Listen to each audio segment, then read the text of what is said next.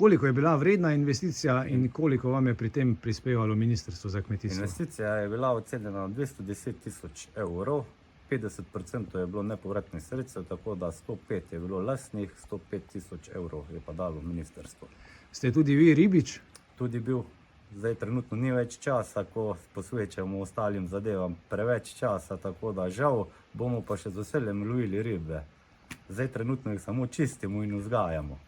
Postrv je kraljica, boste rekli. Je tako, šarenka je izredno kvalitetna riba, obogatena z omega 3, omega 6 in ostalimi vitamini, minerali, tako da mislim, da če je kvalitetna voda, je tudi kvalitetna riba.